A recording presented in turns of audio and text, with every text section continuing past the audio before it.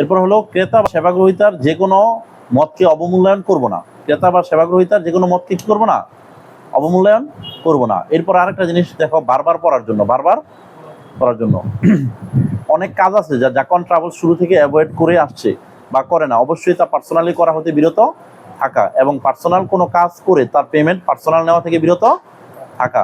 মনে রাখা জরুরি, আজকে একজন যে কাজটি আমাকে পার্সোনালি দিচ্ছে ও তার নিকট থেকে পেমেন্টটি আমি পার্সোনালি নিলাম, সে কখনোই, যদি আমি জাকওয়ান ট্রাভেলসের কর্মী না হতাম, তবে সে কাজটি আমাকে দিত না। হোক উক্ত কাজে জাকওয়ান ট্রাভেলস থেকে আমি দক্ষতা অর্জন করি বা না করি, অন্তত কর্মপরিবেশ ও ওয়েট আমাকে জাকওয়ান ট্রাভেলস উপহার দিয়েছে। যদি এমনটা করি তবে আমরা আমাদের নীতি ও আদর্শ থেকে বিচ্যুত হব। এই কথাটা কি বুঝছো তোমরা? একটা সময় হবে তোমরা অনেকগুলা কাজ পারবা, এখান থেকে শিখো বা কাজ করতে করতে গিয়ে নিজে নিজে শিখো, বিভিন্নভাবে তুমি অনেকগুলো কাজ পারবা। তো তুমি এটা অনেক সময় হয়, তো এটা তো সেবার কাজ, অনেক কাজ মোবাইল দিয়েও করা যায়। তুমি কি করলা, মোবাইল দিয়ে করে দিয়ে তার থেকে একটা পেমেন্ট নিয়ে নিলা, কিন্তু আসলে তো এটা আনঅফিসিয়ালি তুমি করে ফেললা। এই আনঅফিসিয়ালি করাটা কি কতটা যৌক্তিক, কথাটা বোঝো নাই? বা কতটা তোমার নীতি এবং আদর্শের সাথে যায়? একজন কর্মীর, সে যখন একটা প্রতিষ্ঠানে আছে, তার জন্য উচিত ওই ধরনের কাজগুলো সে অবশ্যই করে পেমেন্টটা তার প্রতিষ্ঠানে জমা দিবে। এবং তার সাথে কেউ যদি বাইরে বা অন্য কোথাও ডিল করতে যায়, সে ডিলটাকে অফিস পর্যন্ত টেনে নিয়ে আসবে। এটা হলো নিয়ম, এটা হলো অফিসিয়াল নিয়ম। আচ্ছা, তারপরে লোকেরা অনেকভাবে ইনিয়ে বিনিয়ে বলবে সব কাজ আপনাদের নিকট করাই, এটা আবার কোথা থেকে করাবো? আসলে আমি না করে দিলে তার নিকট কাজটি করানোর দরকার যদি হয়, তবে সে যে কোনো মূল্যে কাজটি করিয়ে নিবেই। কথা বুঝছো? অনেক কাজ আছে, কিছু কিছু কাজ আছে আমরা করি না। এরপর হলো, যে আজকে ব্যাংক লেনদেন করছেন, তার মানে হঠাৎ আসলো এই অ্যামাউন্ট আমি নিয়ে যাই, অনেক লাভ প্রতিষ্ঠানের, এমনটা ভাবা থেকে বিরত থাকা। আচ্ছা, যদি কারো ব্যক্তিগত প্রয়োজনে এই প্রতিষ্ঠান থেকে কোনো কর্মী কোনো প্রকার সেবা বা পণ্য ক্রয় করে, তবে তার মূল্যের ব্যাপারে অবশ্যই ডিসকাউন্ট পাবে। সেটা ম্যানেজারের সাথে আলোচনা করে নিবে, নিজ গরজে তা পরিশোধ করবে। কারণ অনেক সময় অনেকের একটা খাতা প্রয়োজন হতে পারে, একটা কলম প্রয়োজন হতে পারে, সেটা আমার বলার প্রয়োজন নাই। এটা তোমরা তোমার ওই যে ম্যানেজার আছে তাকে তুমি জানাই নিবা। 10 টাকার হতে পারে, 20 টাকার হতে পারে, যে আমি এটা নিলাম, এটা আজকে না আমি কালকে না পরশু দিন আমি এটা পরিশোধ করে দিব। ঠিক আছে না? এবং আমাদের এখানে যারা আছে তারা আমাদের প্রত্যেকটা পণ্য এবং সেবা, এখানে যদি আমাদের প্রাইস গ্যাপ থাকে, তাহলে তারা অবশ্যই ডিসকাউন্ট পাবে সবকিছুতে। হ্যাঁ, প্রাইস গ্যাপ থাকা সাপেক্ষে।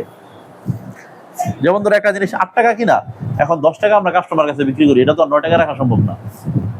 কথা বুঝছো না? এই হলো বিষয়। আচ্ছা, নীতি, যে প্রতিষ্ঠানে আমরা কাজ করি সে প্রতিষ্ঠান যে জাতীয় বা সমজাতীয় সেবা বা পণ্য ক্রয় বিক্রয় করে, সে জাতীয় পণ্য বা সেবা আমরা ক্রয় বিক্রয় থেকে বিরত থাকব। মূলত যে পণ্য বা সেবার জন্য কেউ আমার নিকট এসেছে, নিতান্তই সেটা আমার পরিচয়ের কারণে নয়, সেটা অবশ্যই প্রতিষ্ঠানে আমি আছি, সেখানকার কর্মী, তাদের অবস্থান, তাদের প্রতি আস্থা ও তাদের সুনামকে কেন্দ্র করে কেউ আমার নিকট এসেছে, সেই সম্পর্কিত সেবা বা পণ্য ক্রয় বিক্রয় করতে যদি আমি এখানে কাজ না করতাম, তবে কেউ এই ধরনের পণ্য বা সেবার ব্যাপারে আমাদেরকে বলতো না, যার সম্পূর্ণ অধিকার একমাত্র উক্ত প্রতিষ্ঠান সংরক্ষণ করে। এই কথাটা বুঝছো না বুঝো নাই? তুমি তো অন্য অধিক চেয়ার হইছো দেখলাম। হ্যাঁ, তুমি কি বুঝছো কও? আচ্ছা, যে প্রতিষ্ঠানে আমরা কাজ করি, হ্যাঁ, সে প্রতিষ্ঠান যে জাতীয় বা সমজাতীয় পণ্য বা সেবা ক্রয় বিক্রয় করে, সে জাতীয় পণ্য বা সেবা আমরা ক্রয় বিক্রয় থেকে বিরত থাকব। মূলত যে পণ্য বা সেবার জন্য কেউ আমার নিকট এসেছে, নিতান্তই সেটা আমার পরিচয়ের কারণে নয়, সেটা অবশ্যই প্রতিষ্ঠানে আমি আছি, সেখানকার কর্মী, তাদের অবস্থান, তাদের প্রতি আস্থা ও তাদের সুনামকে কেন্দ্র করে কেউ আমার নিকট এসেছে, সেই সম্পর্কিত সেবা বা পণ্য ক্রয় বিক্রয় করতে। যদি আমি এখানে কাজ না করতাম, তবে কেউ এই ধরনের পণ্য বা সেবার ব্যাপারে আমাদেরকে বলতো না, যার সম্পূর্ণ অধিকার একমাত্র উক্ত প্রতিষ্ঠান সংরক্ষণ করে। মানে এবার কি বুঝছো না? এবার বোঝো নাই? যেমন মনে করো আমরা এখানে খাতা কলম বেচি, কারণ এখন তুমিও এই বাসায় নিয়ে ধরো কিছু খাতা কলম উঠাইলা, তুমি খাতা কলম বিক্রি করলা, এটা আমি বলার জন্য বললাম। বড় মনে করো যে আমরা এখানে আতর বেচি, তুমিও বাসায় এটা দীক্ষা বুঝে আতর উঠাইয়া তুমি আবার আতর বেচলা, কারণ তুমি তো এখান থেকে শিক্ষায় ওই সময় বেচো, পরবর্তীতে তুমি আজীবন বেচো, কোনো সমস্যা নাই। এখানে যখন আসো তখন, অথবা ধরো আমরা এখানে ক্যামেরা বিক্রি করি, কারণ তুমিও পার্সোনালি 2টা ক্যামেরা এনে একজনের কাছে বিক্রি করলা,